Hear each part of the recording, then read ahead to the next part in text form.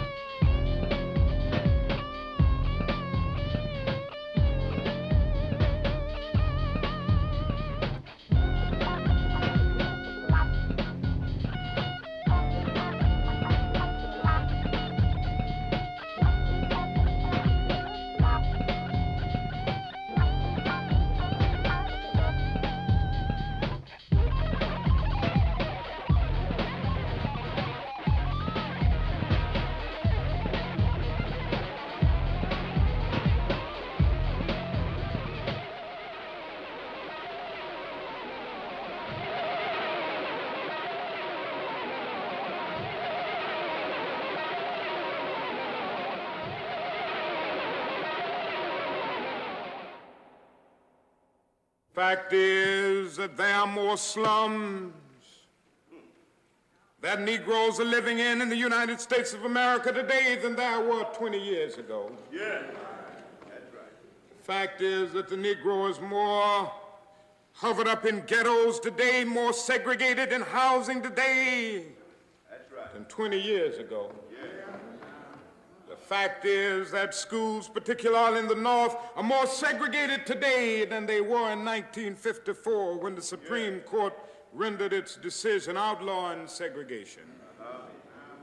These are the hard facts. I'm not trying to solve these problems. We've got to rise up. We've got to organize. We've got to mobilize. And we've got to work to solve these problems.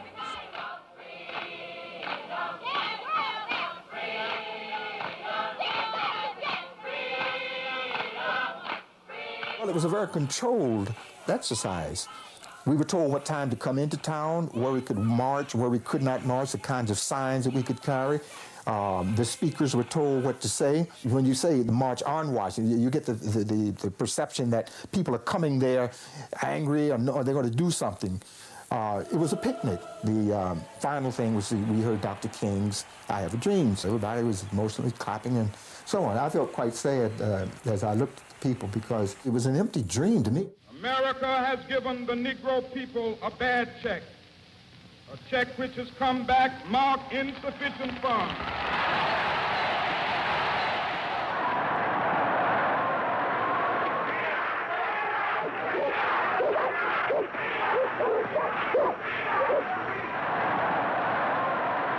The idea whose time has come today.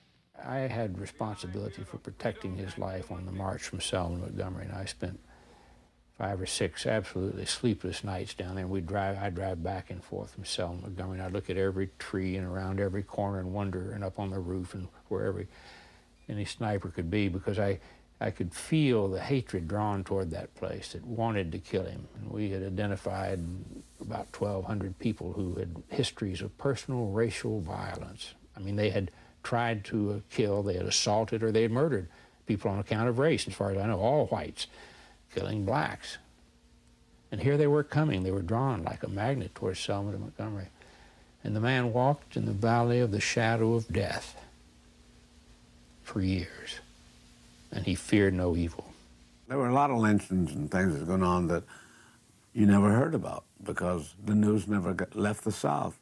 And the federal government had taken a larger position of standing by and observing what was going on. The FBI was not doing anything to protect the rights of the people who were peacefully demonstrating. When you say power structure, I know you mean the white power structure, because that's all we have in America.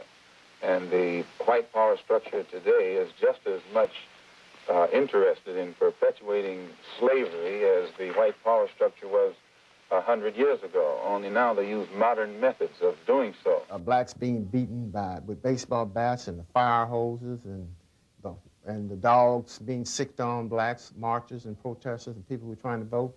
It was a very bitter pill to accept. If you only ask for crumbs, and the granting of those crumbs causes bloodshed, what do you think will be caused when you ask for a loaf of bread or a bakery in which to bake your own bread? Well, let me continue with... Go ahead, Mr. Walker. There had been a very intense struggle around the question of denying black people the right to vote and access to public accommodations. And the South had been the focus of much of that struggle because that's where the contradictions were most blatant. As long as the masses of black people are involved in the struggle for freedom, not integration, but freedom, and respect as human beings, respect as men, and show that they're willing to die to be respected as men, then the power structure sits up and takes notice. Dr. King's a man of unparalleled nonviolence among public figures in American history. And he studied nonviolence, and he studied Gandhi, and he studied Tolstoy, he studied Thoreau, and he absorbed their vision. And he came to understand that it was the only way that we'll avoid destroying ourselves. He could look at Hiroshima, and he could look at our massive arms expenditures and how it starved people and blew their bodies apart and all the misery of it. He could look at soaring crime rates, and he knew we couldn't go on like this, and he pleaded with us. Hoover felt that one way maybe to silence Martin Luther King would be to invite him to his office. J. Edgar Hoover said that Martin Luther King was a liar, and Martin Luther King had accused him of being racist in his selection of FBI agents. So Martin Luther King said, I will go to Washington and I will have it out with him. I will certainly make him take that back and apologize to me. And then he did come to see J. Edgar Hoover. And they went down the hall and walked in an office together to talk. Finally, I inquired, and they said Martin Luther King had gone out of the door on the other side and had left. Something influenced Martin Luther King, because I understand that at the end of the conference he told the press that I think something to the effect that Hoover was a great man.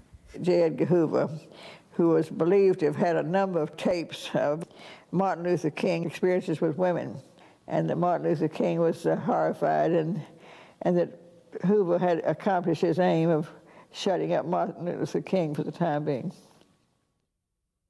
Martin Luther King, poor boy, is under the influence of the Foxes. I should say under the control of the Foxes, and has been used by the Foxes to lead the poor sheep right to the slaughter. Malcolm was not afraid to speak the truth, and this was an eye-awakening to people in general.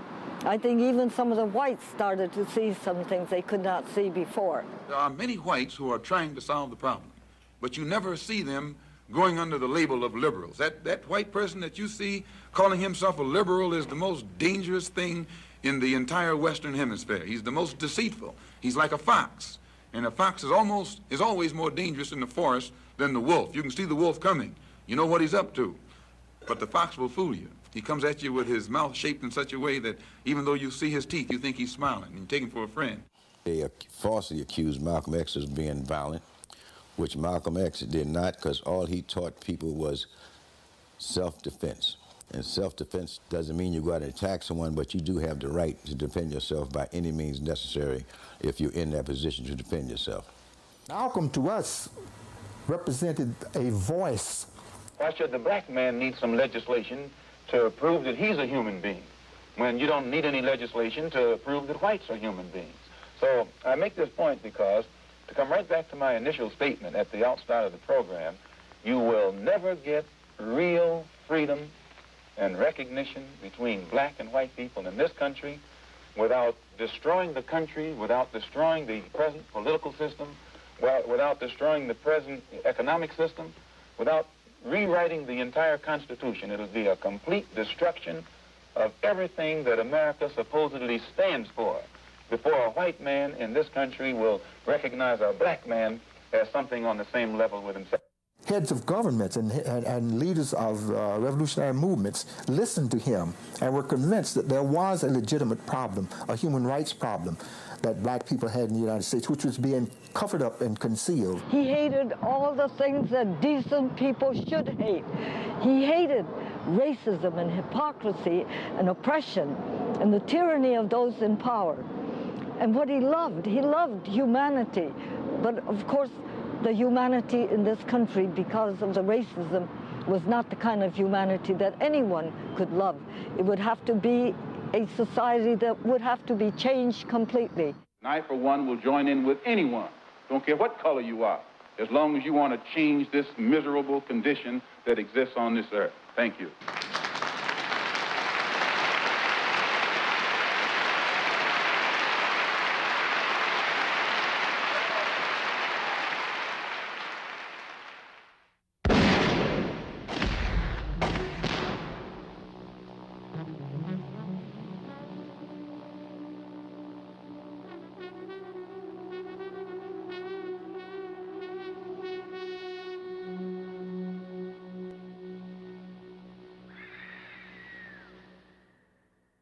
The beast finished Malcolm.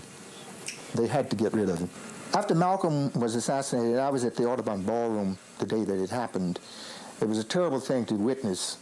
There are a lot of things that happened there that day that I don't understand, and a lot of questions that have not yet been answered. People are still trying to puzzle out or piece together what really happened and who was really responsible in terms of the actual participants. We know that the United States government planned it, did all of the plotting, and used the Nation of Islam and some of Malcolm's own people to bring him down. I found out later on, after research, that Gene Robbins was on the stage when Malcolm X got assassinated. He was a gold badge carrying detective. If you define what a bodyguard is, it's distinctly just that. You guard somebody's body with your body, and that makes you a bodyguard. So now how come any of what's there is beyond me to jump in front of the bullets? They ain't supposed to be off the stage, down the stage, around the corner. Those are not bodyguards. The CIA is completely very powerful in this country. Nobody knows how powerful. The CIA had liaison projects with police forces all over the United States. There was a chance of détente between Malcolm and King at the time of Malcolm's assassination. Two of the people arrested for the murder of Malcolm X were people that had not fired a shot that had hit the victims. These activities were run by the counterintelligence staff of the CIA. It was put in counterintelligence in order to bury it as deep as possible within the agency and prevent exposure. I find it a little strange that the FBI has informant files on so many people who end up assassinating someone. If the CIA was doing it in New York, imagine they were doing it in country after country around the world. Well, if they had not killed Malcolm X, probably the Black Panther Party would not have evolved. I found these Declaration of Independence piece, that first two paragraphs that said, when in the course of human events it becomes necessary for any one people to dissolve the political bondage which have connected them with another, when a long train of abuses and usurpations pursues and invariably evinces a design to reduce a people under absolute despotism. Well, this kind of phrasing, this kind of thinking, and our understanding, particularly to where I was coming from in my decisions to help to create this organization, was all about this need to change and alter the government, to evolve some community-controlled kind of political power back into the hands of African-American people in the black community. So we went down to the War on Poverty office, 3 blocks from my house. It's right there in North Oakland. And we sit down and decided right there by October 15th to start writing out this 10-point platform and program for this new organization. Many people don't understand that the Black Panther Party's 10-point program and platform was basically a statement of principles. And it was around these principles that we organized in the black community. Point 1 said we want power. We want power to determine the destiny of our own community. And it went through a series of issues. We wanted decent housing. We wanted to determine the destiny of our community. Decent education that taught us about our true history. We wanted fair treatment in the courts, juries of our peers. We wanted to end to police brutality. We wanted a relevant education that taught us who we were and our role in society. We wanted land, bread, housing, education, clothing, justice, and peace. We wanted to organize political, electoral, black community power. The point was not to show what the government was not doing. The point was to show the community how the community could empower itself and how the community could organize.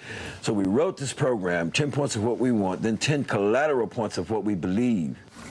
And these principles and stated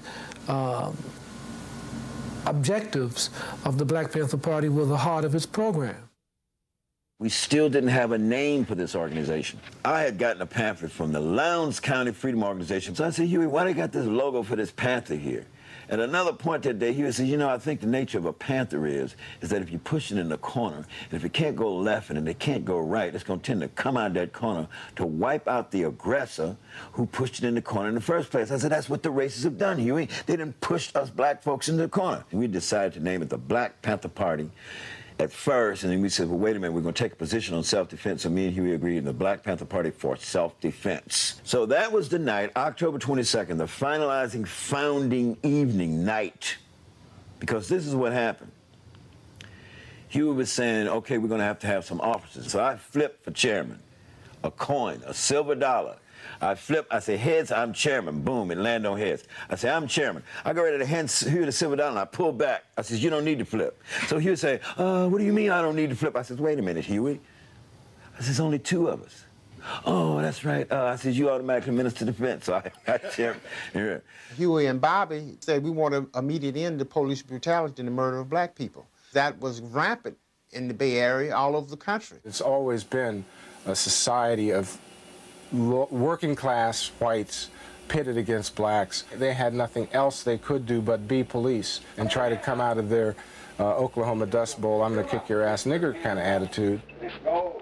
There was an incident where a police had shot a black man in the back and then went and planted a gun next to him and said that the guy had drawn a gun on him, which we found out after investigation the guy didn't have no gun. Police had shot him in cold blood. Then they had another example where another black man was shot. But every young black man that was being shot during that time, the police never got indicted for murder or nothing. If anything, they got a promotion. Oakland has one of the highest infant mortality rates among black people across the United States. Add to that miseducation, unemployment, police terror, and the rest. This all helped give rise to the Panther Party in that particular place at that time. The real first patrol was down on 7th Street in West Oakland, California, where 11 or 12 brothers that night. Huey, Bobby, little Bobby Hutton, the Forte brothers, Sherman, who was also a part of that first cadre, and Albert Big Man Howard. I'm telling Huey on the walkie-talkie because I'm riding in the lead car. Huey, we got a policeman down here. There's a lot of people down here in the corner. Let's get out here, man, because he's arresting somebody. We pull over, we park legally. We're 100 and some feet away. We all pile out the cars. We're a well-organized group, and we're observing the police under the law, and we're not going to take any crap from them if they do try something. But we want to recruit the people. We're trying to capture the imagination of the people in the community to let them know. I think somebody I remember saying, what they got, sticks? Because, you know, it's dark, and people don't expect to see people with guns, black folks, right? And it's nighttime, like. And somebody said, man, no, them some goddamn guns. And somebody said, I'm getting the hell out of here. Huey tells this brother who says, I'm getting out of here, he says, no, you don't have to leave. We're a new organization. We're the Black Panther Party. We're here to observe these police out here. We've been brutalizing our people in the community. So please stay. We researched the law. Everybody know we have a right to observe the police. Well, that got the police's attention. He stands up. You have no right to observe me, he hollers at Huey. But Huey says, no. Huey is citing the specifics of the damn law. And some sister in the audience said, well, go ahead on and tell it. And another brother said, what kind of Negroes is these? And the cop says, well, is that gun loaded? He would say, if I know it's loaded, that's good enough. This scene, man, is a scene where, bang, when Huey says, if I know it's loaded, that's good enough, it caused little Bobby to say, yeah, that's right, I haven't jacked around the chamber. And the other brothers with the long guns, and the cop turned around and saw all these people jacking the rounds off in the chamber. It blew his mind. He was awed. He stepped over to his arrestee. He opened the back door. Unconsciously, he protected the arrestee's head, put him in the car, shut the door. Then he stopped to look at the sister. And he was shocked because the sister had the earrings on. That well, a female was even there with a big old 44 strapped down, something like Clint Eastwood or something. Well, what are we doing? We passing out the 10-point platform program. Political education session meeting is at 2 p.m. at 5624 Grove Street up in North Oakland. Please be there, brothers and sisters, because we're going to organize some political, electoral, community power in the black community. That's how the Black Panther Party got started. The party came on the scene at a time in which black people had become increasingly frustrated at conditions in this country. The whole black revolt was, as far as I was concerned, a little late coming. They should have gone forth with their activities much earlier than they did. I came into the Black Panther Party and knowing about the Black Panther Party as a student at San Francisco City College. You had people such as Mimar Baraka, which was known as Leroy Jones at that time. You had Kwame Ture, which was Stokely Carmichael at that time. And you had Rap Brown, and you had Sonia Sanchez, all those different people. It was through going through the Black House, I came in contact with some brothers named Huey and Bobby who used to come through there from time to time. May 2nd, 1967, when I led a delegation to the California State Legislature, 24 males and 6 females. Ronald Reagan was on the lawn. All the little kids he was speaking to out there on the front lawn left. These are little white kids, you know, 8, 9, 10, 11 years old. They came over. They thought we was a gun club. Need 30-06, some of the little kids were saying. But the press followed them, too. Therefore, I read Executive Mandate No. 1, written by myself, Huey Newton, and Eldridge Cleveland. The Black Panther Party for Self-Defense calls upon the American people in general and the black people in particular to take careful note of the racist California legislature, which is now considering legislation aimed at keeping the black people disarmed and powerless. At the very same time, racist police agencies throughout the country are intensifying the terror, brutality, murder, and repression of black people. That gave us international notoriety because we were arrested and we was all bailed out the next day or so, etc., and boom. Get your hands up. At a traffic stop, an altercation occurred. A police officer was killed, Huey Newton was wounded, and went to jail. I will be freed, providing that we're successful in the battle that we're engaged in now, and that is to revolutionize the court system. It all depends upon this problem. Huey was facing the gas chamber. Bobby Seale and a handful of all the other members who'd gone to Sacramento were in jail. They were serving time. So it really wasn't much of a organization. At that point, the Black Panther Party totally fell apart. It didn't exist. I was in the Student Nonviolent Coordinating Committee, so I came out then in November of 1967 to work with Eldridge, organizing the support around Huey's case. Do you have any money? No, I'm in a severe state of poverty. What about the Huey Newton Defense Fund? I don't know too much about the Huey Newton Defense Fund, actually. Who's paying your attorney's fee? I believe the Huey Newton Defense Fund. I come out of jail. Eldridge Cleaver is back because Huey has been shot. He has put out one issue that says, "Free Huey." Free Huey! Free Huey! Free Huey now! Free Huey! Black is beautiful! Free Huey! Say our warrior free! Free Huey! Peoples of the world are demanding that Huey P. Newton be set free. So in defense of our lives, for the survival of black people and human beings of the world, we all say in solidarity that Huey P. Newton must be set free or the sky is the limit around the world. I reorganize and restructure the party. I extend the rules of the party in a matter of 2 months to 28 rules. You know, I create the captain and David Hilliard's position and stuff. I create all of this stuff. Black Panther Party has revived. It's changed its name from the Black Panther Party for Self-Defense to the Black Panther Party. It's become a very widely acknowledged organization in the Bay Area. I was deputy chairman of Student Nonviolent Coordinating Committee. Put me in touch with a lot of people in the Panther Party. The alliance was formed in 1968. The Panther Party emerged in Oakland, California, and did not have a national base. SNCC had a much longer history, had in many ways more seasoned activists. H. Rap Brown was drafted into the Black Panther Party as Minister of Justice. Kwame Ture was, or Stokely, was drafted as Prime Minister of the Afro-American nation. James Foreman was drafted as Minister of Foreign Affairs and Director of Political Education. I can remember seeing on television people like Stokely Carmichael and others. Violence is a part of America's culture. It is as American as cherry pie. Against all forms of racist. And they were scary to me even. So if it would shock a person like me being in the CIA, certainly the ordinary society and the elites, above all, who run the United States, would have been very threatened. Black power means dignity. See, it's no in-between. You're either free or you're a slave. There's no such thing as second-class citizenship. The only politics in this country that's relevant to black people today is the politics of revolution. That we must arm ourselves, that we are in imminent danger, that the concentration camps in Tule Lake, in Arizona, and Oklahoma are now being rejuvenated, reset up for us, and we will defend ourselves. I don't believe in guerrilla warfare. I think it would be both impractical, ineffective, and immoral. So I can't believe in this at all. I think we must see, on the other hand, however, that the young militants are in the revolutionary spirit, and they are concerned about revolutionizing certain values that have been existing in our society that need to be revolutionized.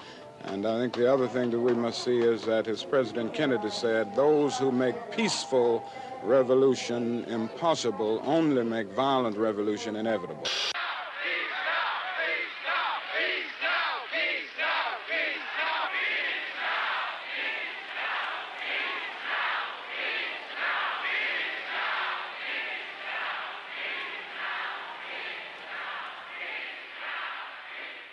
Because when we start saying the war is wrong in Vietnam, well, people looked at us like we were something out of space. But when they talked about the other day of the Gallup poll being 58% of the people against the war in Vietnam, then we see if you're right, you have to stand on that principle, and if it's necessary to die on the principle, because I am sick of the racist war in Vietnam when we don't have justice in the United States.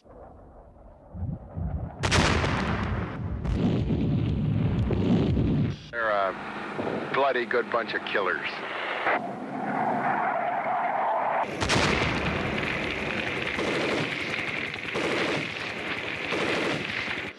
We're going to commit troops to the Vietnamese people, the National Liberation Front, to fight the cowardly American aggressor. Who's and that? the Black Panther Party. Panthers. That's right.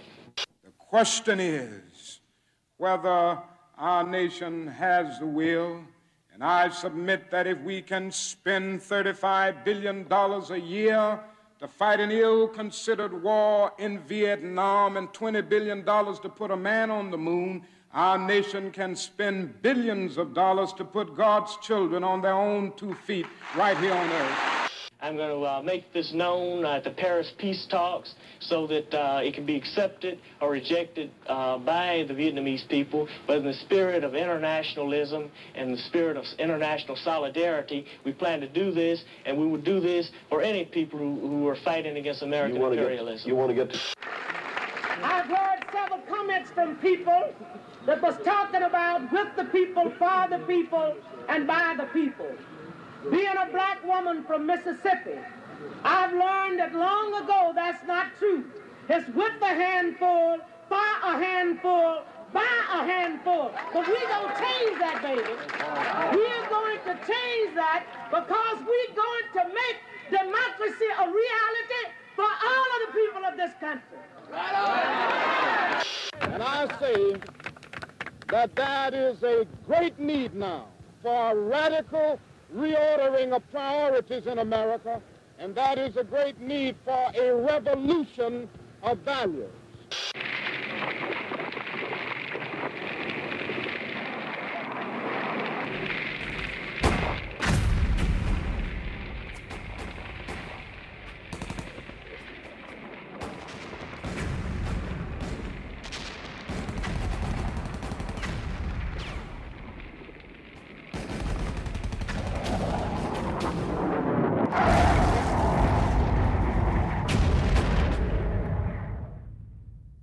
We've got some difficult days ahead.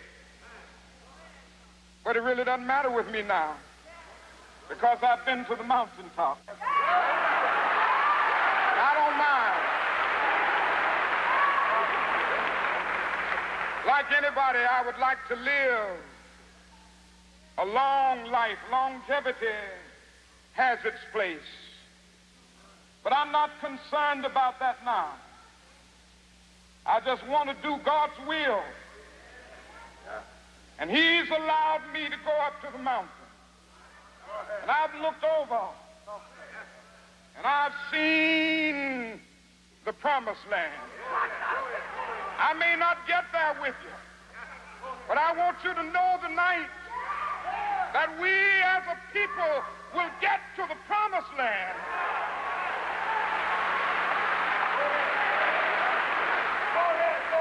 So I'm happy tonight. I'm not worried about anything. I'm not fearing any man. Mine eyes have seen the glory of the coming of the Lord.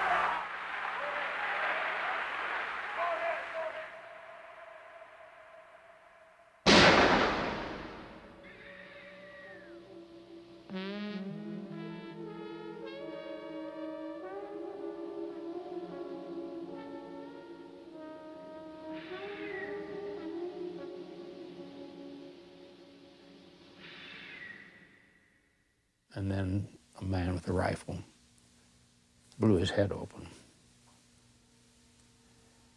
And from the apartments and the ghettos and slums of America, and all the places he'd been, you can put it on a map, and the places that Dr. King had been is where they came out in rage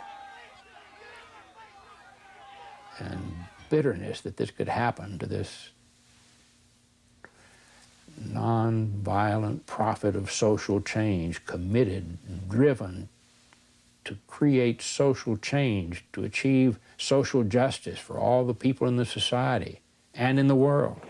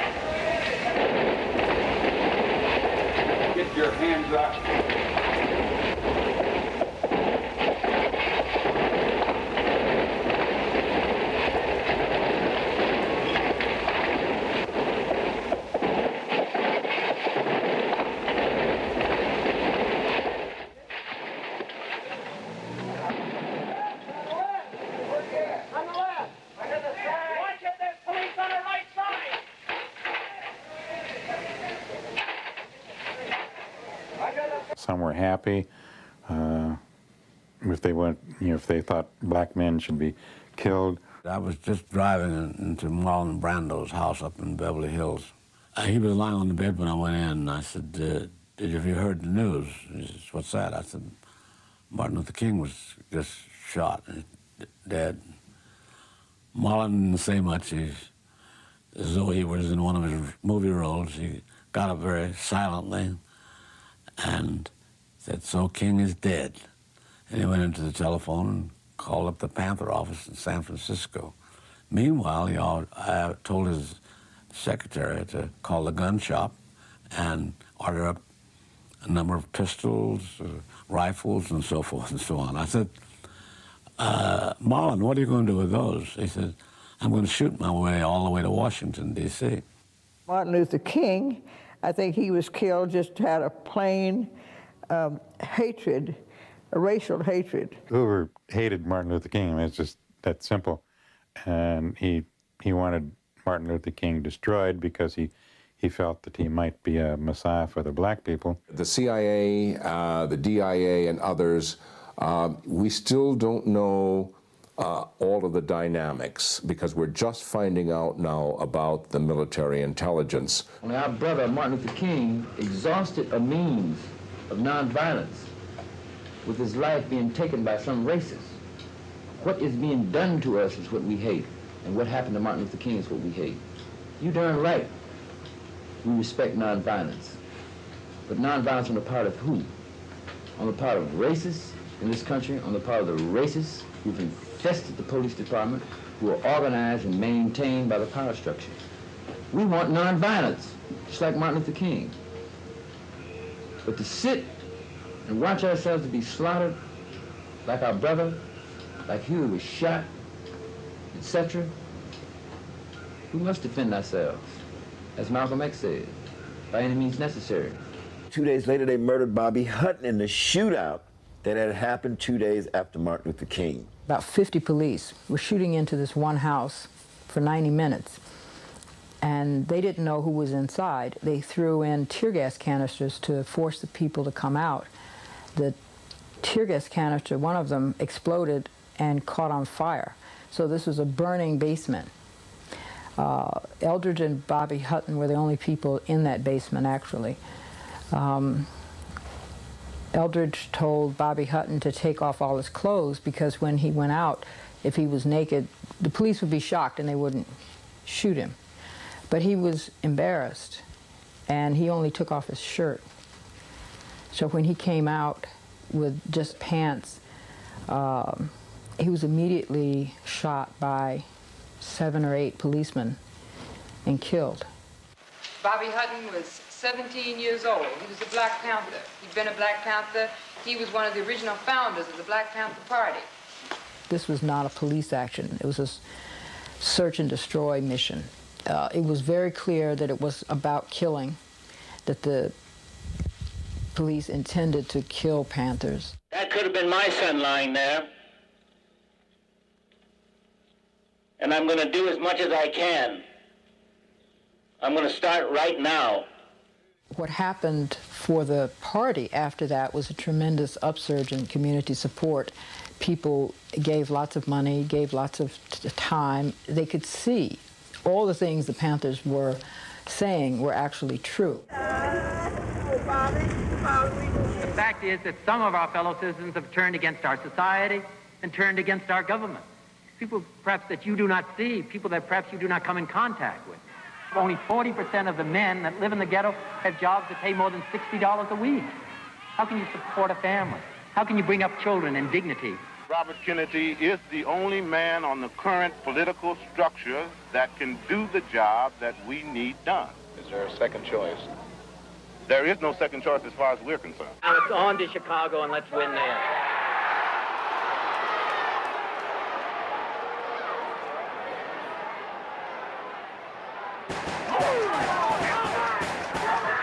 Senator Kennedy has been shot. Is that possible?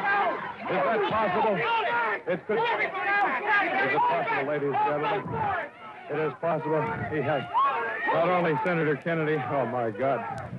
Senator Kennedy has been shot, and another man a Kennedy campaign manager, and possibly shot in the head. I am right here. Rafer Johnson has a hold of a man who apparently has fired the shot. He has fired the shot. He still has the gun. The gun is pointed at me right at this moment. I hope they can get the gun out of his hand. Be very careful. Get the gun. Get the gun. Get the gun. Stay away from the gun. Stay away from the gun. His hand is frozen. Take a hold of his thumb and break it if you have to. Get his thumb. All right. That's it, Rafer. Get it. Get the gun, Rafer. Hold him. Hold him. Hold him. We don't want another Oswald.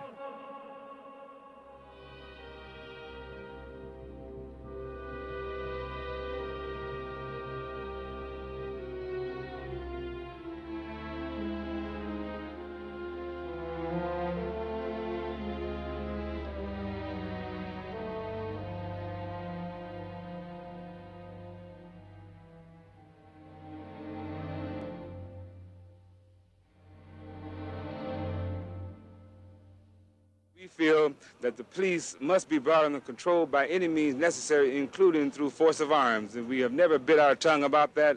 We say it now loud and clear. We will always say it. We're not afraid to say it, that these racist Gestapo pigs have to stop brutalizing our community, or we're going to take up guns. We're going to drive them out. It is time that everybody understands that the Black Panther Party has not been trying to shuck and jive anybody.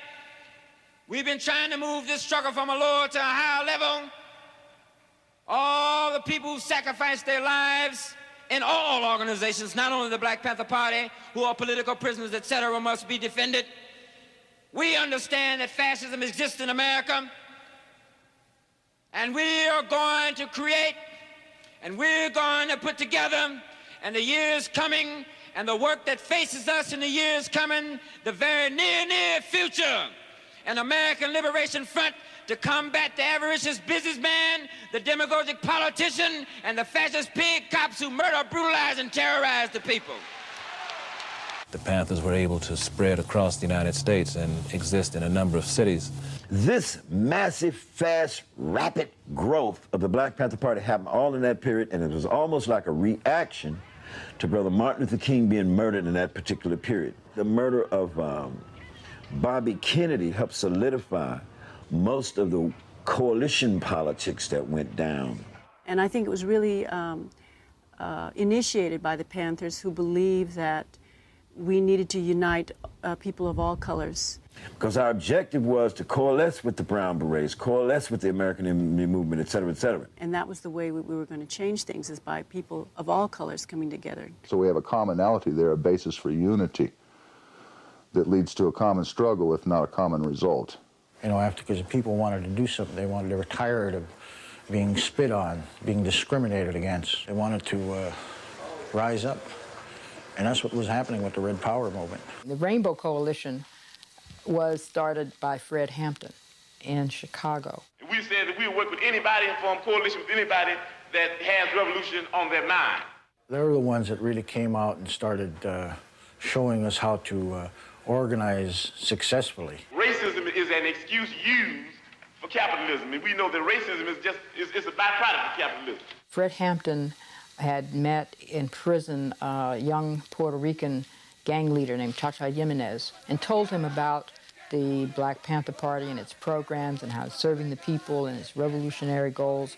And he had come out and turned his group, the Young Lords, into an organization very similar to the Panthers. A number of us worked closely with them. I personally worked closely with the Black Panthers Party chapters out of Seattle, Washington, Portland, Oregon. There was a group in Chicago called the Young Patriots of Appalachian young whites who were very radical. There's a Chinese group. The name was called Ivor Kun. It was like, we call it the Red Guard. And we had a group called the Brown Berets. These were the models or the institutions that we were creating, which would themselves, by example, educate and show the people that this is an alternative. These were some very intelligent, legitimate, and kind and generous people. And for those of us who took that step inside and who opened our doors as well, it was a relationship that would last a very long time. I had an incident happen where I was jumped on by a gang on the south side of Chicago. And when I went to the police for help, the first policeman who was near the site in a police car, when I stumbled after being beaten for a while and my friend was still in this building being beaten, and I told him what had happened, he looked at me and said, "So what?" And I was shocked because this is not the way it was supposed to happen. That's not the way it would happen on Leave It to Beaver and Ozzie and Harriet. All of a sudden, I began to see what was going on all around me. And I started getting involved. I tell people now, when I talk about it, I tell people it wasn't the Panthers that made me a Panther, that made me decide to join the Black Panther Party. It was the New York City Police Department. When I did join the Black Panther Party, you thought that you just had to have a gun and that was it. And I was totally wrong. What you had to do was pick up some books and start to educate yourself. Huey P. Newton had the capacity to mediate and meditate on all these confluent and sometimes competing elements in the history of modern thought. The Black Panther Party was different in the sense that it considered itself a revolutionary nationalist organization, the ideological heirs of Malcolm X. We stood for the creation of a revolutionary society where people of African descent would be given the right, not given, because the process involved in this ideology was one of the people take their rights. Mao Zedong's writings, in particular the quotations from Mao, which is known as the Little Red Book, proved very effective for that because it helped us to develop the discipline and the techniques necessary to do our community work. I hear this a lot from young people saying they had no idea there were any women in the civil rights movement. They had no idea there were any women in the Black Panther Party. Of course there were women. There were women leaders in the civil rights movement. There were women leaders in the Black Panther Party. I was the Central Committee member. I was the communications secretary of the Black Panther Party. The persons who tended to have the most sophisticated and intellectual understanding of revolutionary concepts and ideology, and who had more maturity and sophistication in organizing skills, tended to be women. Women like Afeni Shakur, Joan Bird, Assata Shakur, Kathleen Cleaver. There were women at every demonstration. There were women who were arrested in some of the shootouts, such as the Los Angeles office when they paraded all the Panthers out. Among the people arrested were women. There were women on trial, such as Erica Huggins, when Bobby Seale was tried for conspiracy to commit murder. So was Erica. It wasn't like the women's section or the women's auxiliary and the men Panthers. We're all in this together. We were involved in the process of re-socializing and re-educating ourselves as black men to the contradictions of sexism in the black community. Come on in, little brother. Come on in, little sisters. Y'all can sit down and get something to eat. This was a powerful thing that the Black Panther Party was about. Again, with the programs like the breakfast program, the health clinic, the prisoner visitation program. I remember the sickle cell anemia program. Check this out. In 1968, the Black Panther Party, sickle cell anemia was not noted in the United States like it is today. I mean, health care is essential to your life. And to be denied health care because you don't have the money to pay is like saying, well, your life isn't worth anything. And so to have this clinic available, and the clinics that exist today because of what was started then, these clinics provide a service that is invaluable. We were constantly 24 hours a day doing something, working with our community and supporting our community and cleaning up our community. These are not the types of activities that are done by a gang. Jesse Unruh, who was the treasurer of the state of California, said that the Black Panther Party was feeding more hungry children than the United States government. As far as the food program, we went out to the merchants in the community. We would ask them a simple question: how much of this money that you've made in your business have you contributed back to the community? And over 90% of them said zero. And we approached them for canned goods or food or day-old bread or fresh food, whatever the case may be. So they donated. And that's how we got to serving people in the community who didn't have food or went to school on an empty stomach. And so at 5 o'clock in the morning, you'd have to get up from the Panther pad over there and go over to this breakfast program, start up the stove and make the breakfast, and then make sure it's ready in a timely fashion. And it's a hot breakfast with the sausage and the eggs and the grits. And if it called for us to stay there and scrub the walls and do whatever was necessary, we would do that. We feed about 10,000 across the country each day. Well, of course, we started our own programs too. You know, the American Indian Movement, we started, but we patterned them after the Black Panthers organizations. We had free breakfasts, we built schools, we have our own clinics. We went into, of course, communications. A lot of the things that the Panthers did, we patterned our ideas off of, you know. The Young Lords Party and the Black Panther Party wanted every municipal hospital that serviced the poor in New York to have an acupuncture experimental center inside of their drug program. And because we were the first, we became targets. 100 policemen came to the Bronx and arrested us and took us away from the center. When these efforts started to show a little bit of success, that's when the government moved in.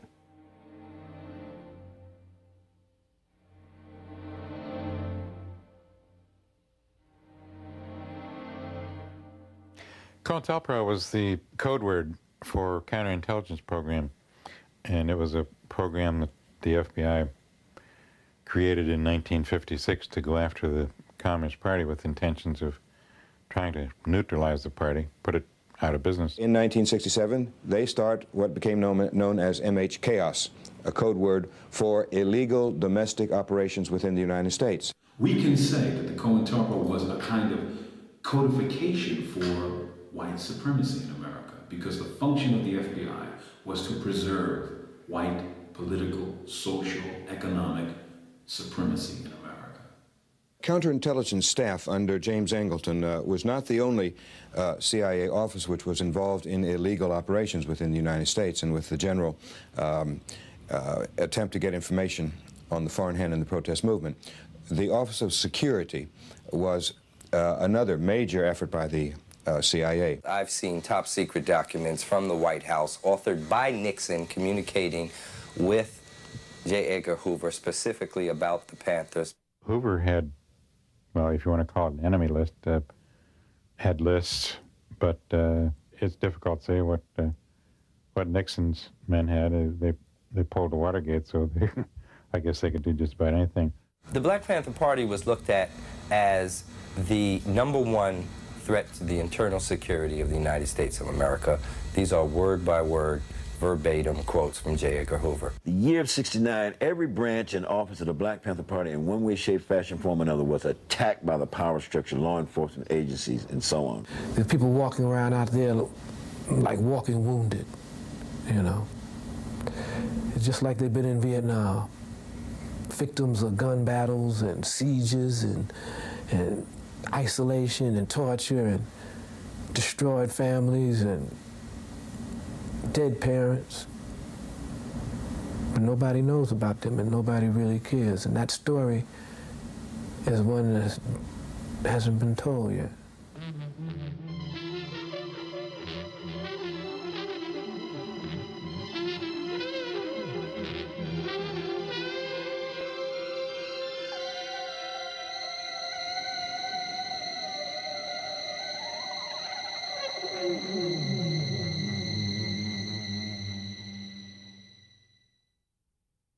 At the University of California at Los Angeles, 2 Black Panthers were shot to death during a black students' meeting on the campus last Friday. 2 FBI informants and the United Slaves had shot and killed Bunchy Carter and John Huggins on the UCLA campus. Us organization slapped a member of the Black Panther Party at the time, Elaine Brown. Was going with John Huggins, so when she told him that somebody from the US organization had slapped her, he pulled his pistol out. This is when the two brothers, or supposedly Steiner brothers, supposedly steps out from behind the doors and open fire and kills John and kills Bunchy. And the FBI agent who was controlling two informants was concerned that some white students might have been shot on campus. The members of the US organization were taken from the crime scene with the FBI. The government or whoever, power, COINTEL, whatever, they were able to kill a party when they killed Bunchy. When they killed Bunchy, they killed the party. We just didn't know it.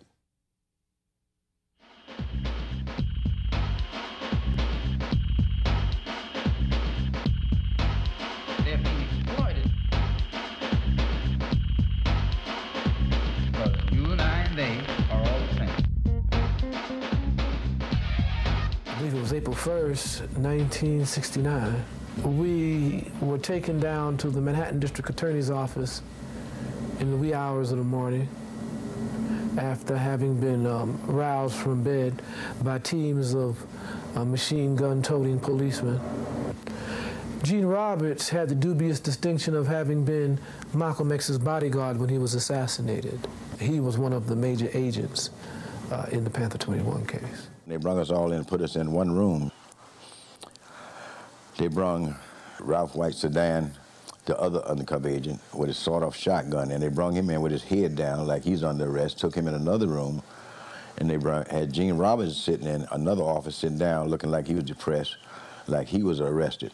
And it was down there that we realized that there were 3 undercover agents that were actively involved in framing us for the charges for which we were arrested. After they get the conspiracy charges on you, they let the agents out the side door, and they go back out in the community as nothing's wrong, or they were still Panthers when they wasn't Panthers at all. They were just agents that infiltrated the Black Panther Party. Most of the Panther 21 spent 2 years in prison after a trial that lasted 15 months. A jury came back with a not guilty verdict in 45 minutes on all 150 counts of conspiracy. It was a colossal victory to have defeated the state's attempt to criminalize the leadership of the Black Panther Party. They're being exploited.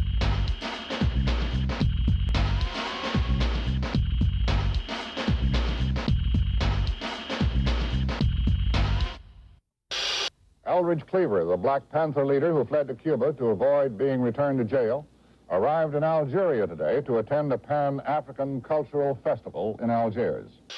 FBI Director J. Edgar Hoover today asserted that of the black extremist groups, the Black Panthers represent the greatest internal threat to the nation.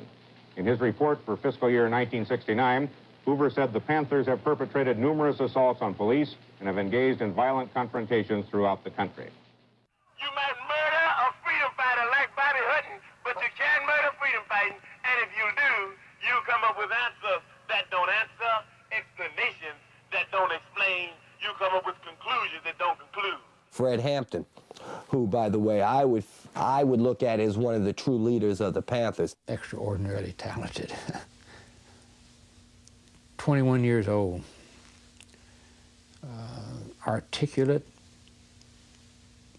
Watch some of his films. Hear him speak. Here was a dangerous man. He could persuade people that there was injustice, that the United States ought to be changed. Black people need some peace. White people need some peace. And we are going to have to fight. We're going to have to struggle. We're going to have to struggle relentlessly to bring about some peace, because the people that we're asking for peace, they're a bunch of megalomaniac warmongers, and they don't even understand what peace means.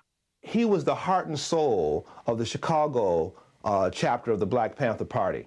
And just an awesome motivator. We hate the oppressor, whether he be white, black, brown, or yellow. And he began to forge coalitions between various street gangs or youth organizations in Chicago. And by doing that, and by being a charismatic leader and being one who could mobilize the people, and particularly the youth, he became noticed by the federal government. We might not be back. I might be in jail. I might be anywhere. But when I leave, you can remember I said with the last words on my lips that I am a revolutionary. And you're going to have to keep on saying that. The FBI never personally killed any Panthers. They always had local police departments do their dirty work. And they began to devise a scheme that culminated in his assassination while he was asleep, drugged by his security officer, who was also a police informant.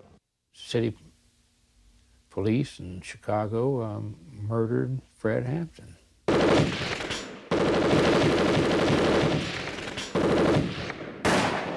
It had happened apparently about 4 o'clock in the morning on December 4th. I didn't hear about it until 6 o'clock that night because I wasn't in town.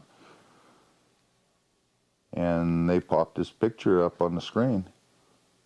Actually 2 pictures, one of Fred Hampton and one of Mark Clark. And I was just stunned. I was just staring at the screen and I realized I was crying.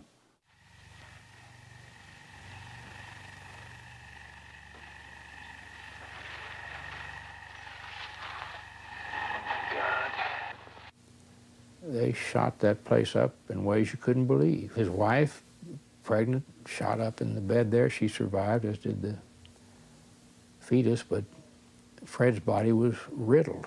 The walls of the room riddled. I mean, you could count scores of bullet holes there. He never got out of the bed. He was murdered right there. 2:30 in the morning. They claim they're serving a search warrant. Don't we know anything about human rights? You don't serve a search warrant at 2:30 in the morning. You don't come crashing in with guns blazing and kill people asleep in their beds in the United States of America, or do you? In essence, was an assassination authorized by the FBI or sanctioned by the FBI.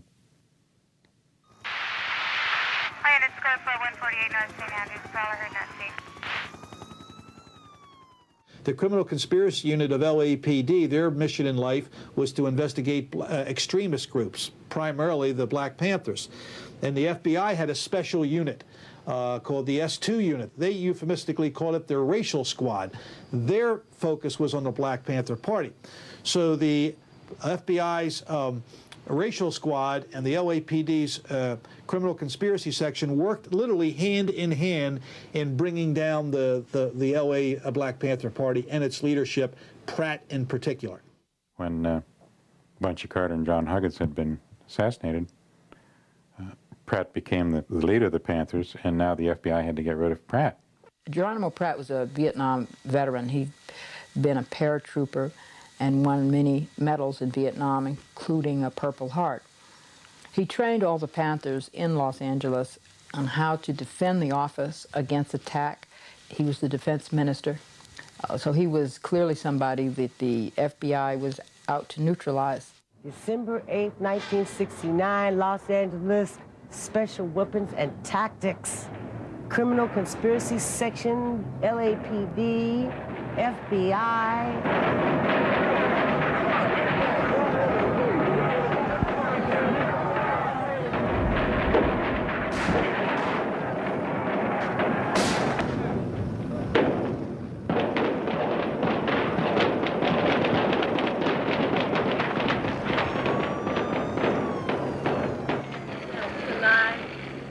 The Black Panthers, as we all know, were destroyed as an organization through these illegal FBI operations.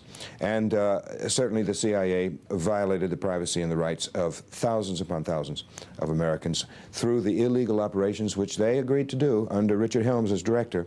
Any and everything was done to members of the Black Panther Party to destroy not only the Black Panther Party and other organizations, but to demoralize people, to discredit us in the eyes of the people, to criminalize our existence in the consciousness and minds of the people.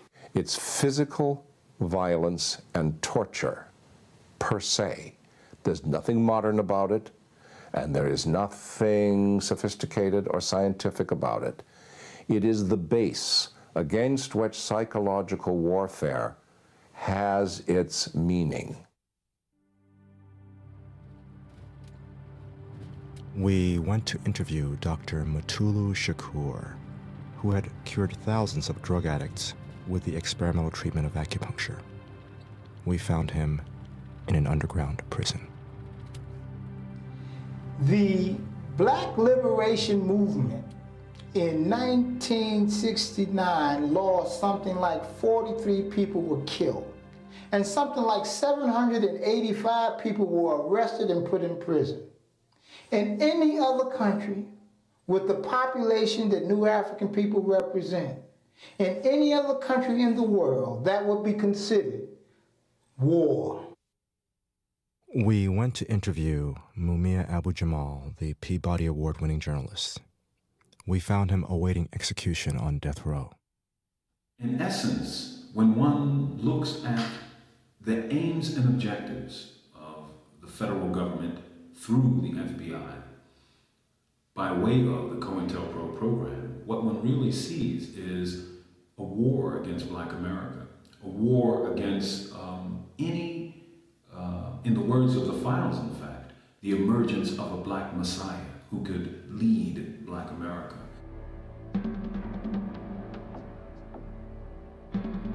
In 1970, there were tremendous trials.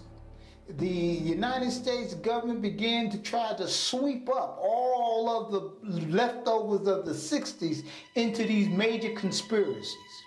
And they had the Black Panther trial, the Chicago 7 trial, the LA 17 trial, the Wilmington 10 trial, RNA 11 trial. There was just tons and tons of these types of trials. Many of our people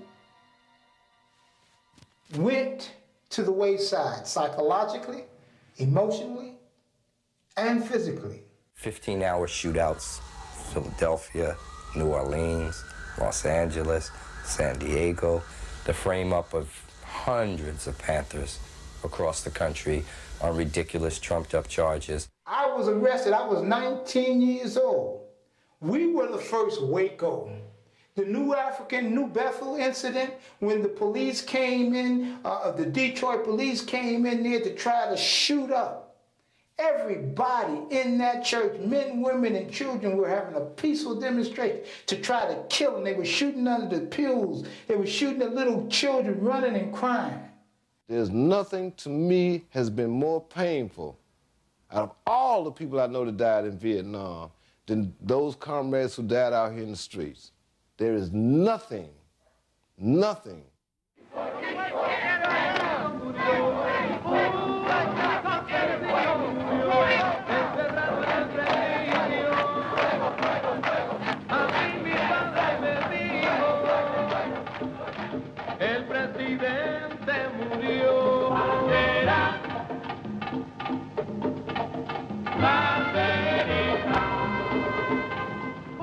1970, my good friend Julio Rodin of the Young Lords Party was killed in the New York prison called the Tombs. If they were doing it in Vietnam and it was perfectly legitimate to go out and kill as many Vietnamese as one could, or Viet Cong as one could, then why not kill enemies in the United States? Today, a judge set Newton free on $50,000 bond to await a new trial. Newton's last trial and manslaughter conviction were overturned by a higher court this year, so now he'll be tried again. And in the meantime, he is out on bail. He is back on the street. Before Newton got out of prison, the founder of the Black Panther Party sat and talked about his plans for the Panthers now. I plan to go on with our expansion, and also to make even a stronger tie with the struggling people of the world, because they represent 2/3 of the people.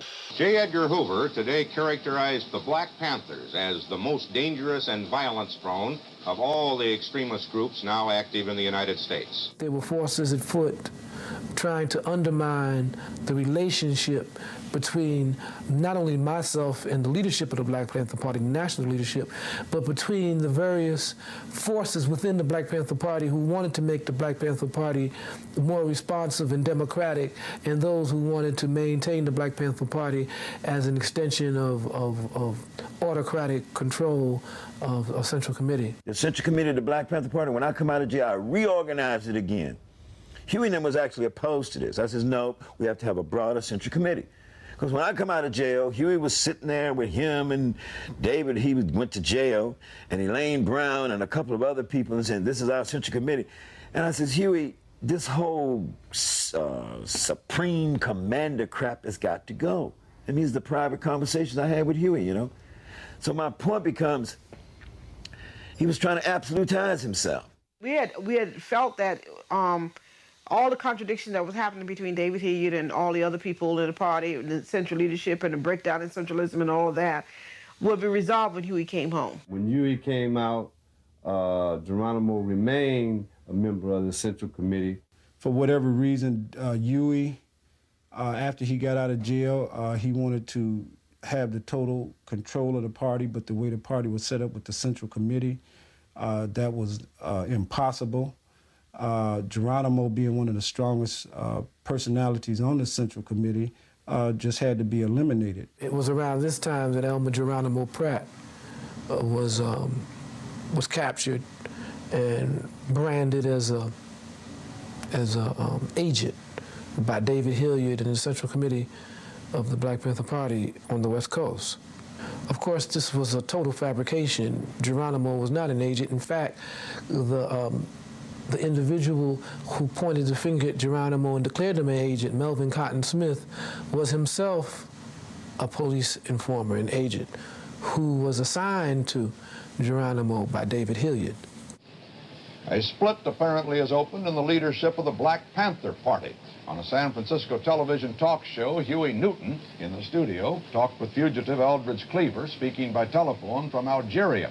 Cleaver said a purge of Black Panther members is tearing the party apart, blamed it on David Hilliard, and demanded the ouster of Hilliard as Panther Chief of Staff. Many of those confrontations, both on the West Coast and between the East Coast and the West Coast, happened because of the COINTELPRO program, what they called Program Brown Mail. They would write to one person and sign their letter. They would write to another person and sign each other's person's signature.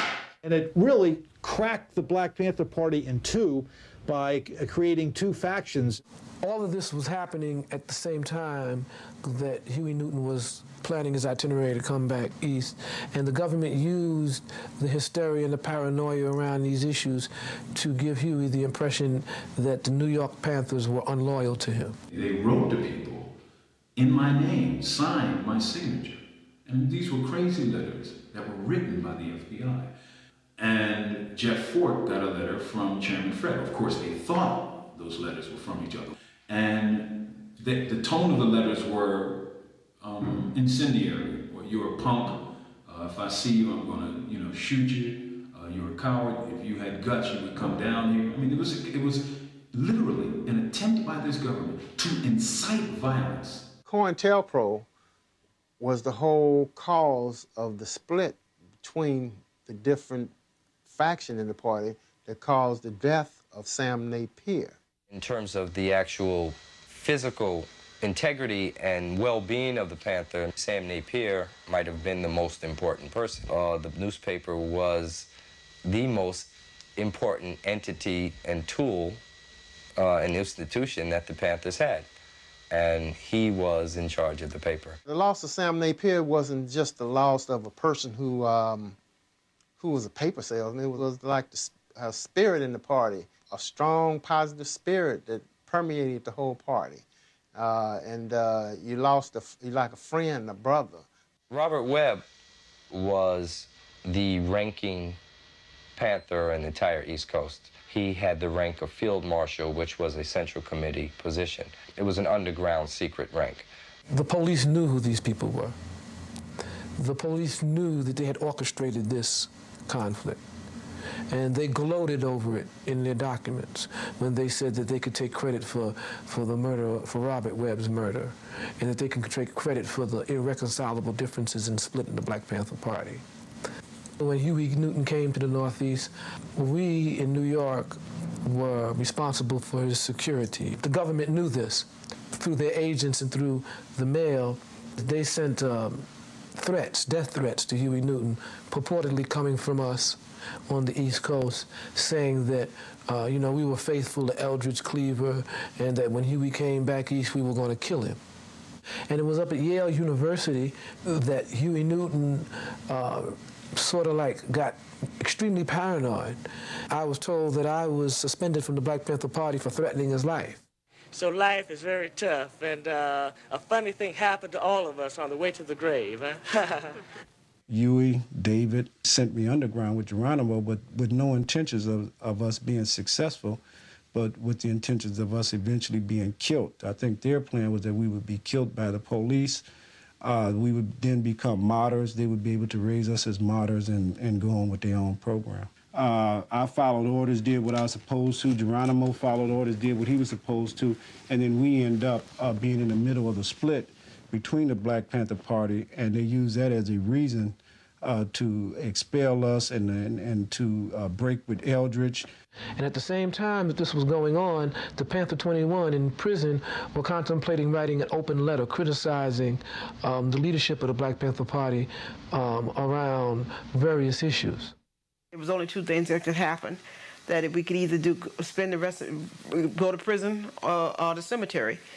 And knowing that people like Twyman Myers and Robert Webb and Sam Napier, Fred Bennett, and Fred Hampton had made the ultimate sacrifices, that meant that we could either back up and give up and let them win, or we could struggle against it.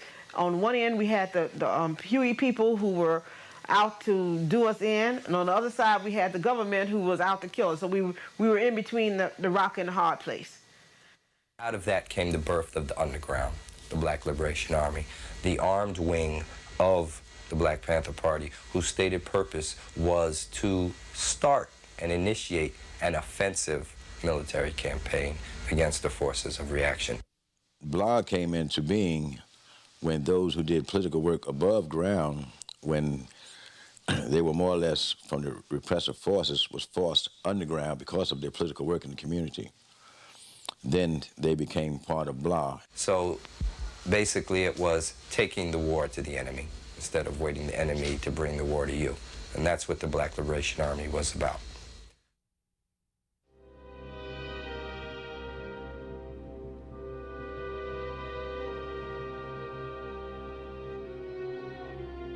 The public at large has a hard time understanding how often innocent people are wrongly convicted. The Los Angeles Police Department, the DA's office, and the FBI were determined that Pratt should stay behind bars. And so they tried to find some other case to bring against him. And they finally decided on an unsolved murder case called the tennis court murder that came out of Santa Monica, and charged him with this on the basis of some shenanigans involving a FBI informant named Julio Butler. Julius Butler said at Pratt's trial he was not an FBI informant. We have a ton of material that clearly indicate that Butler was an FBI informant. As an example, here we have an FBI Federal Bureau of Investigation, August 19th, 1969, and all the information he was giving the FBI during that interview. Of course, the FBI is going to place itself in a position of being able to deny whatever happens, just the way they're denying that Julius Butler was an informant. Butler said that he has written a letter containing information relating to an involvement of BP members in an affair that could put them in a gas chamber. I mean, they had an informant file, and Butler was contacted about 36 times, but they said, well, he's not an informant. Butler said that he was expelled from the BPP in August of 1969. At Pratt's trial, he said he was not expelled, that he quit. Now, according to FBI's own records, their own telephone tap, they later realized that Geronimo Pratt was in Oakland at the time of the tennis court murder. The ballistics person came in and testified that the bullet taken from the victim did not match ballistically the barrel of the gun.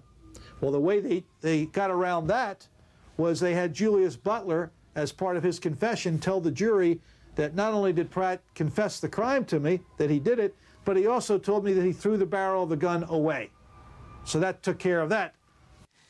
The counterintelligence program had successfully divided the Black Panther Party into two opposing groups, and the Newton group had barred any members of its group from having anything to do, speaking on the phone, talking to, and definitely not testifying in trial of the other group.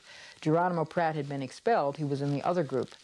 And so almost all the people who had attended these staff meetings in which he was present, in which I was present, were unable, upon pain of being expelled from the Panther Party, to testify. This murder, in Geronimo's case, clearly was not Geronimo.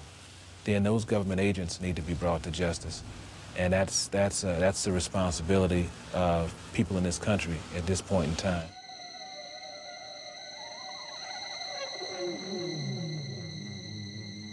The FBI's concerted attempt to try to smash the Black Panther Party. They stopped actually attacking us. Didn't mean they didn't have no covert crap going on. Infiltration of cocaine into the Black Panther Party, its leadership, Huey P. Newton being the main target. And every once in a while I says, why are you snorting this cocaine? This ain't the thing. Now, I don't say this because I'm trying to destroy Huey's character. What I'm trying to tell people is you have to learn to know the whole truth. I had clear impression that chemical warfare would be utilized against the Black Panther Party. We had taken a position in our rules against anyone shooting heroin and narcotics found would be immediately dismissed from the Black Panther Party because we essentially were anti-drug in our operations. I'd say in my analysis and reflection and research that there were mind control operations run against the Black Panther Party, as well as a lot of other operations, psychological warfare programs. And when I say chemical warfare, I'm talking about chemical substances like alcohol and cocaine. MK-Ultra was what you might call a research program by the CIA to determine if psychotropic drugs, mind-altering drugs, might be used for intelligence purposes, either for chemical warfare, for the interrogation of intelligence assets, or the neutralization of targets. See, you have to remember, if you read some of the COINTELPRO documents, they had a psychological profile on Huey, on me, on Eldridge. They knew they could use Huey, and they knew that they could trick Eldridge into a certain level of thinking. So, they had developed this over a period of time. Now, here we got a situation where you got some party members that talked to me that they believe Huey got duped in to, on a small scale level, methodologically destroying the party. And the party basically went from a people's organization to Huey's private army. That's basically what happened. It was agreed that I would run for mayor of Oakland, and then Huey insisted that Elaine Brown had to run for city councilwoman at large. We lose the goddamn campaign. And then I found out late May 1974, that Huey was trying to take over the drug trade in Oakland, California. So I said, Huey, the party is over. The committee will resolve itself into executive session. The room will be cleared and swept. No director of the National Security Agency has ever before been required by Congress to testify in open session. There is a great deal about the best intelligence service in the world that we would be proud to tell, to bring into perspective what we have had to say recently about the missteps or misdeeds of the past. I believe that I could go back over my experiences in the Justice Department and find some areas in which the Bureau is not fully accountable to me. Yes, Senator. William C. Sullivan, who retired as the FBI's chief investigator 6 years ago after a falling out with J. Edgar Hoover, was killed in a deer hunting accident in New Hampshire today. Sullivan was 65. Bill Sullivan, who was the number 3 man in the Bureau in charge of Division 5 Domestic Intelligence, expressed extreme remorse to me about his role in suggesting an anonymous letter to Martin Luther King for Dr. King to commit suicide. A week before he was going to be called upon to testify before the House Committee on Assassinations, he was out in a pasture near his New Hampshire home, and he was mistaken, supposedly, for a deer by a young man out hunting, and was killed. I understand from the news media that the son was an experienced hunter, and I don't know how an experienced hunter could mistake a man who's dressed in a red plaid jacket for the head of a deer. I mean, I have never seen a red deer, but maybe they're out there somewhere. But if I could get a virtuous woman,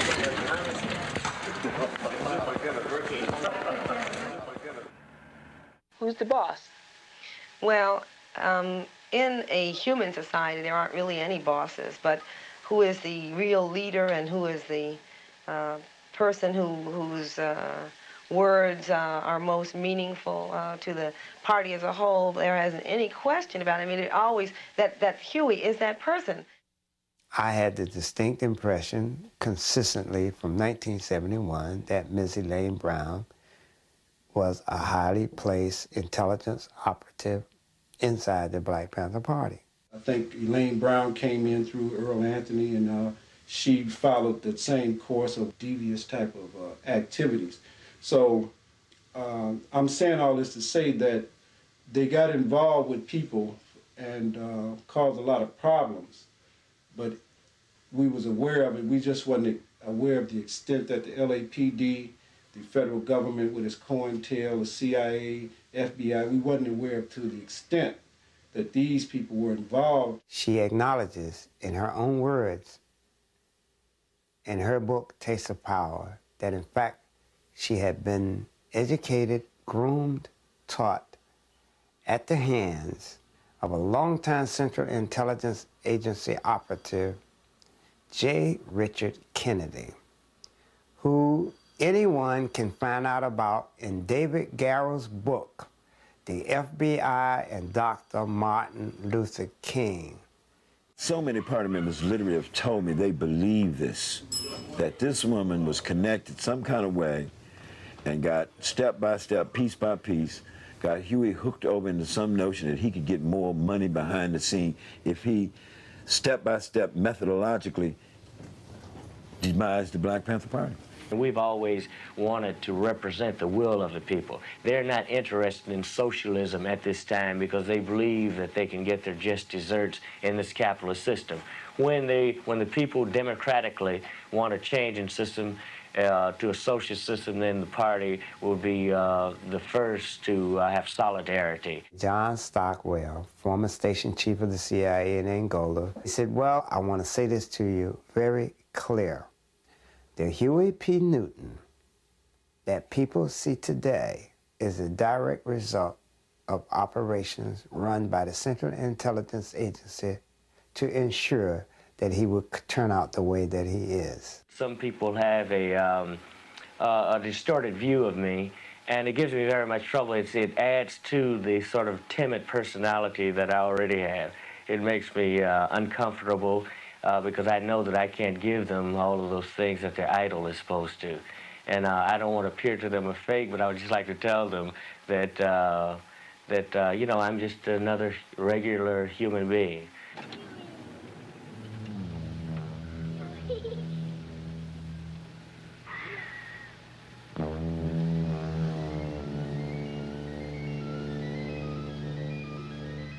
Huey P. Newton was never the same. He eventually became Dr. Huey P. Newton, PhD.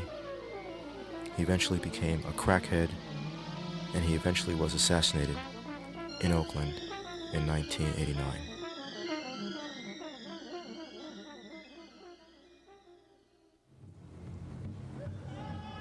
In the course of our journey, we discovered that certain individuals involved in the demise of the Black Panther Party were also the same individuals who were involved in the demise of the American Indian Movement.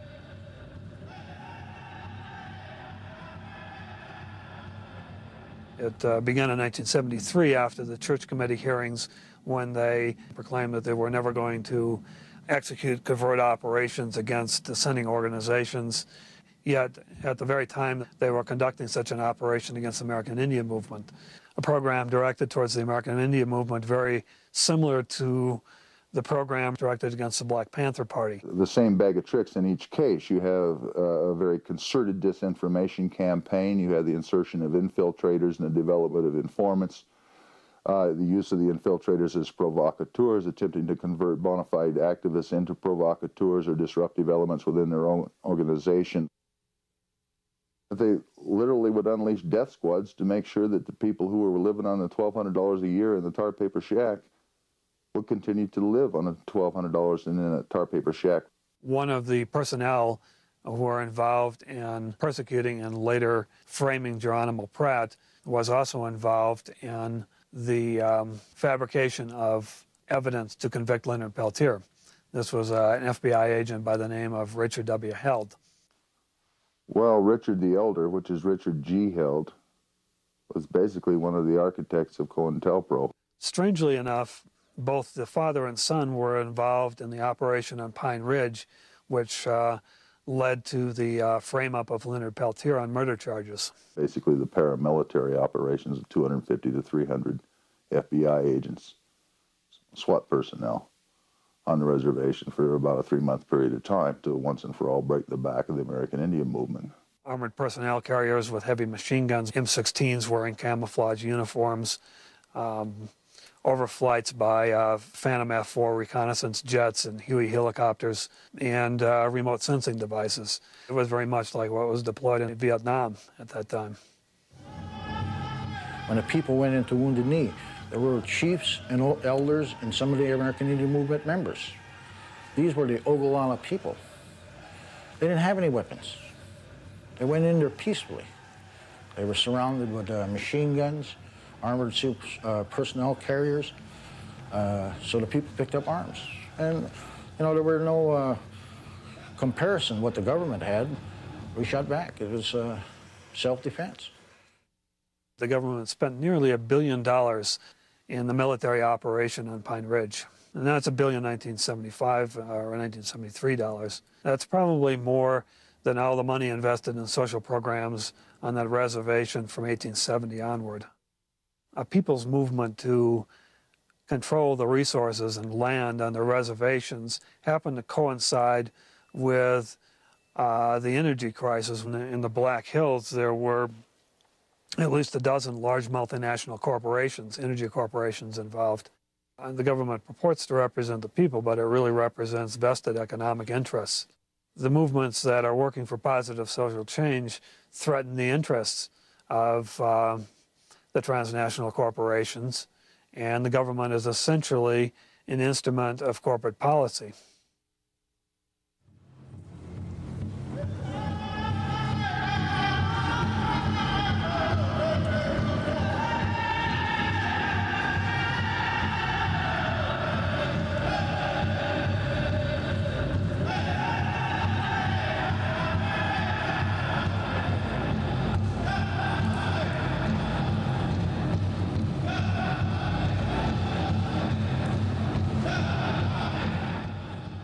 Leonard Peltier, leader of AIM, the American Indian Movement, had been in jail for 20 years. We finally got permission to interview him. 3 days after we saw him at Leavenworth, he was moved. No one knew where to. Leonard Peltier is a prisoner of the longest war in the history of the United States. That's the war against the indigenous people of the United States. He didn't shoot anybody, and he didn't kill anybody, yet he was convicted because 2 FBI agents had been killed, and somebody had to pay. The question then becomes, what is he in that cage for? And the answer is to serve as an example of the arbitrary ability of the government of the United States to repress the legitimate aspirations for liberation of Native people, all Native people. He serves that purpose. So long as he's there, even though it's known that he's not guilty of the specific offense which he was convicted. He's been sentenced to 2 life sentences. But finally they admitted in the last argument of the case in November of 1992 and that they didn't know who shot the 2 FBI agents. They said it several times in different ways without any ambiguity. We don't know who killed the agents. We don't know who fired the fatal shots. And yet here's Leonard Peltier serving these sentences. We're addressing President Clinton to give clemency to Leonard Peltier in the name of simple justice. Now.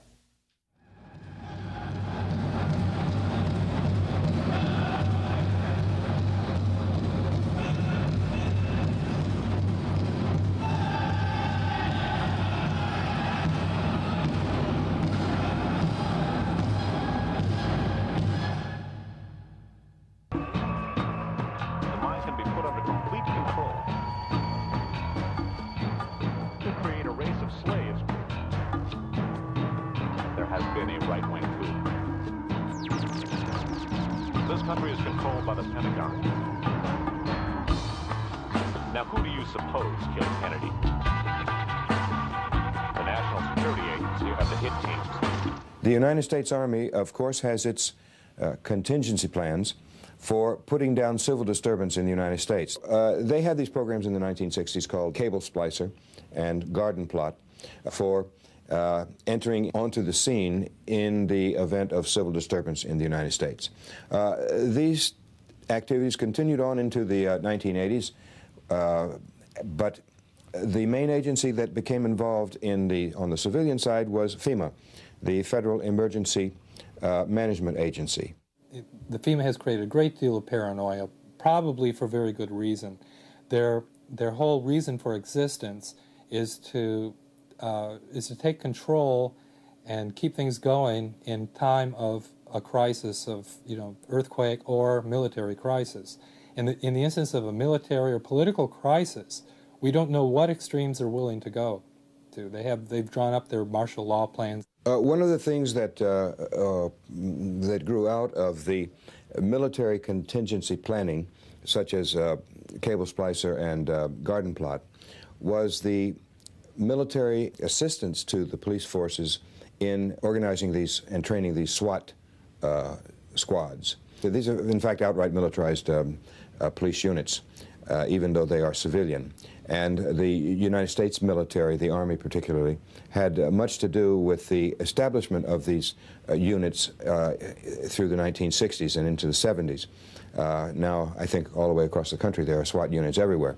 And they started out in places like Chicago, I believe, and Los Angeles. But they were done with the help of the U.S. military. Well, Rex 84 was a plan to draw up to collect dissidents around the country who might be involved in violent activity and throw them basically in detainment camps. Some people call them concentration camps. They had, I believe, something like 17 military installations selected in the United States, where they would house up to, I believe, something like 150,000 or 250,000 people in the event that the streets turned to chaos if Reagan had invaded Central America in the early 1980s.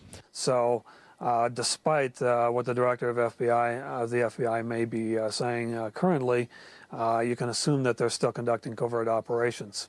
They were going to round up every dissident and every person who took to the street, plus a lot of foreigners, at the same time, because they did not want to have the situation develop as it had against Johnson and Nixon over the Vietnam War.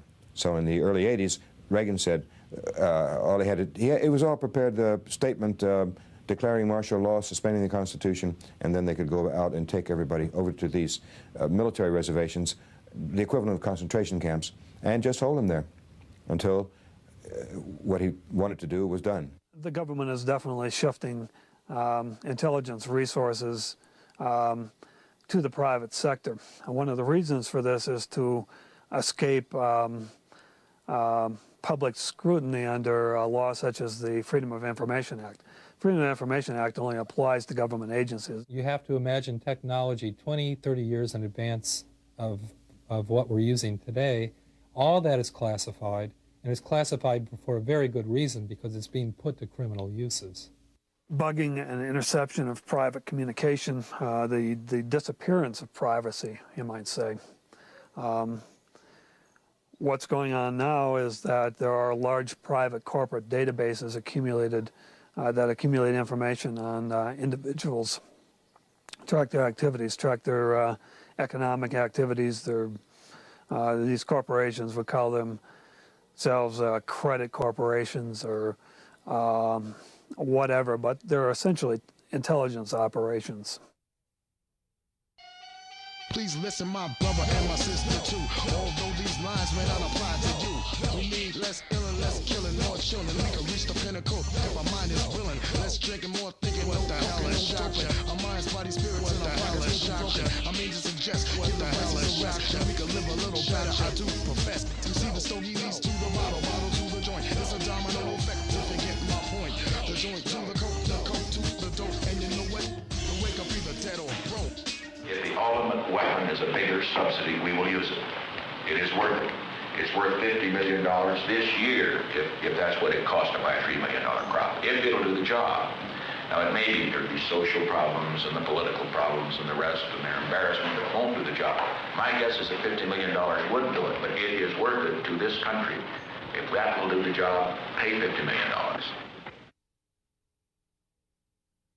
How it is that the United States, with all its military services, the Coast Guard, the CIA, the FBI, the DEA, and cooperating agencies, including local police departments, how they are not able to suppress the drug trade in the United States, how they cannot seal the borders and stop these shipments coming in, and then the whole distribution system. The nature of the drug use and availability of drugs began to change as the Vietnam War went bad.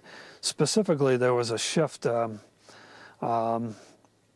from the availability of relatively innocuous drugs like marijuana and hashish on the street to those drugs becoming relatively scarce due to federal drug programs, and they're appearing instead a large quantity of very pure, very cheap heroin. DEA, FBI, CIA, military, they're all into this international narcotics trafficking. So it doesn't mean that any particular target is only the area of one intelligence agency, because there are all kinds of interagency working groups in which they coordinate their activities directed toward a single target. The drug trade always supports the government's internal political agenda. It has never not supported the government's internal political agenda. For an example, the phenomena that we saw with the Nicaraguan situation, which we call the Iran-Contra affair, Iran had less to do with the Iran-Contra affair, in our opinion, than Colombia, because it was the Colombian drug pushers which opened up avenues for finance that the United States government could not get legally from the Congress. Some of the Hmong tribespeople were involved in the production of poppies, and under the CIA, that production greatly increased, and the revenues from the sale of those drugs, which were flown out by CIA proprietary airlines, were used to further finance covert operations by the CIA. So what the United States government did was to get the ready cash through Elliott Abrams that allowed drugs, cocaine, to come into these poor communities all over the country as a means to then serve the secondary agenda, which is to sedate and control and criminalize as many of those Black and Latin people that they can. One of the effects is to take totally out of the political picture a whole generation or two of young black males who either get involved in the drug trade and end up in prison, or who get involved in consumption and do not get involved in politics. It's the state that builds the archipelago of prisons. It's the state that invents a rhetoric of 3 strikes and you're out. It's the state that invents a vocabulary that is soaked in crime, which is meant to describe the lives of young people, adolescents, basically.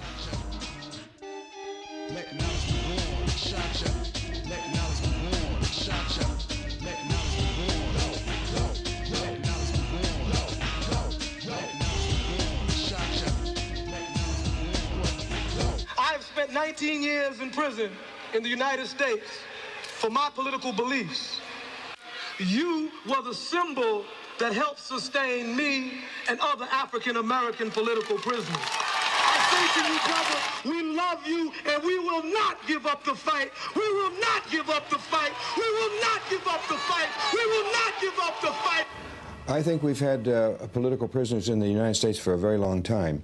On an official level, they would not admit this. Of course there are political prisoners in the United States, even if the U.S. government will never admit to them. Political prisoners are the heartbeat of the struggle, reminders of what the struggle is really about. They have been behind the wall now 15, 20, and going on 25 years. They must not be forgotten. So while I'm sitting here in prison today with 115 witnesses, 532 exhibits, electronic surveillance, electronic eavesdropping, no fingerprints, no blood, no weapon, no words, nothing ever said against me. But I'm convicted. To this date, at least 800 pages of COINTELPRO and ADEX, or agitator index files, have been released to my lawyers in my name.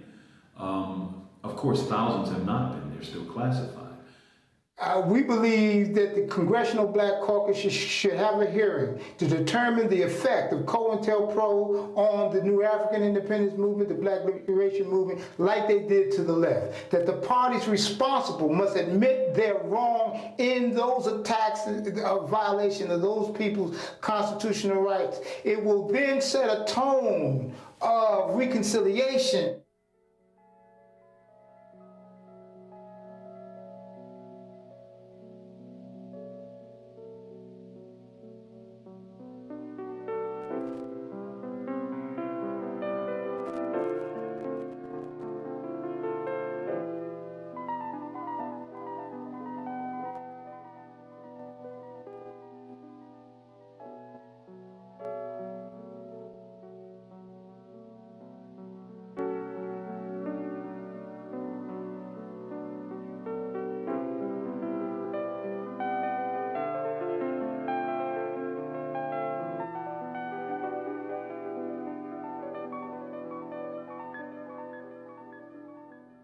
A single stone or a grain of sand, as we are each individuals, if we change ourselves, if we do one small thing, it's much better than people trying to do big things and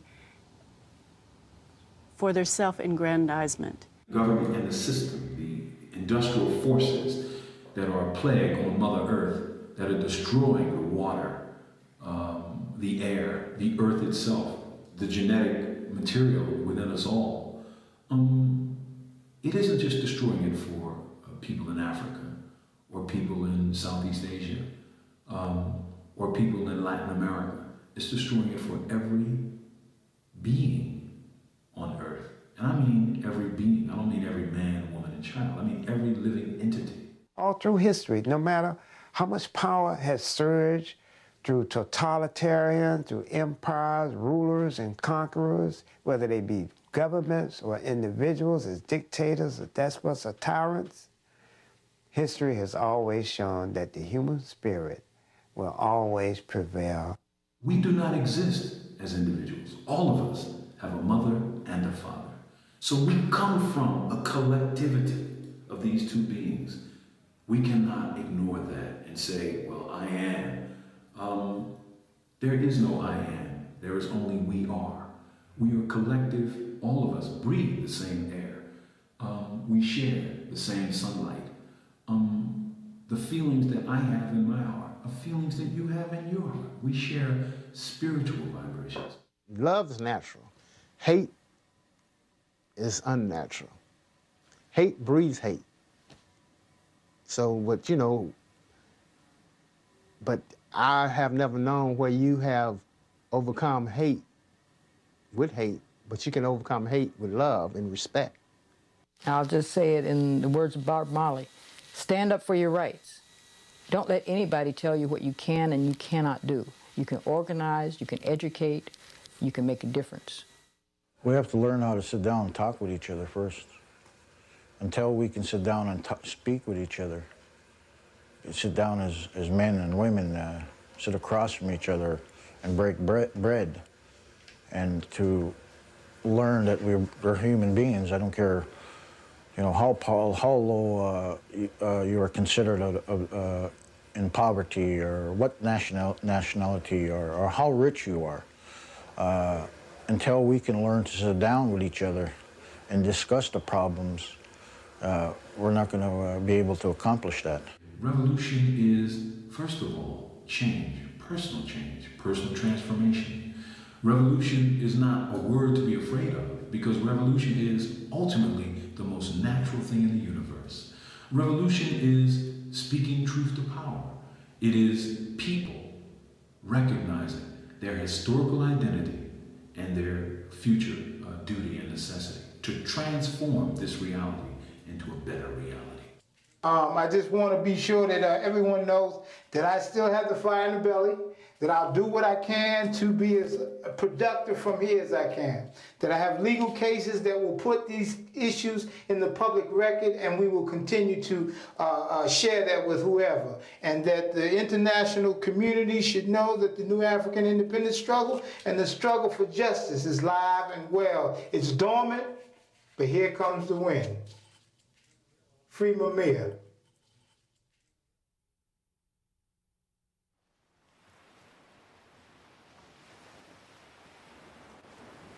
At the end of this journey, let us look inside our hearts with forgiveness, remembering not only the past and all those whose lives were sacrificed to violence, but let us also examine how we are going to survive together as humanity into the future, with peace and justice for all.